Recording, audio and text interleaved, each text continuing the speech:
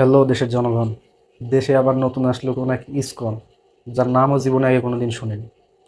আপনাদেরকেই বলছি, অতিবার বাড়িবেন না, না হলে ঝড়ে নয় তুফানে পড়ে যাবেন। এটা ভারত না যে যখন যা খুশি তাই মনে আসলো তাই বলে দিলাম আর হয়ে গেল। আপার আমলে করছেন বেশ ভালো কথা, ভালোভাবে চালায় নিয়ে গেছেন। 17 কোটি মানুষের এসে যেখানে মুসলিমদের সংখ্যাই সবচাইতে বেশি ছিল, সেখানে সবচাইতে অগ্রাধিকার আপনাদেরকেই দেওয়া হয়েছে, সনাতন ধর্মকে বেশি অগ্রাধিকার দেওয়া হয়েছে। তারপরেও আপনারা কি বলেন আপনারা নাকি সংখ্যালঘু। যাই হোক, আপনারা নিজেদেরকে নিজেরা সংখ্যালঘু দাবি করেন, এতে আমাদের কিছু যায় আসে না। আপনারা যদি নিজেদেরকে সংখ্যালঘু বলে নিজেদেরকে খুব বড় মনে করেন তো সেটা আপনাদের বিষয়। আমরা আপনাদেরকে সংখ্যালঘু কখনোই মনে করিনি। নিজেদের ভাই হিসেবে আপনাদেরকে সবসময় বিবেচনা করেছি। আপনাদের আপনাদের কি বলবো, আমাদের যে পার্শ্ববর্তী দেশ ভারত, আপনারা তো তারই দালালি করেন, তাই না?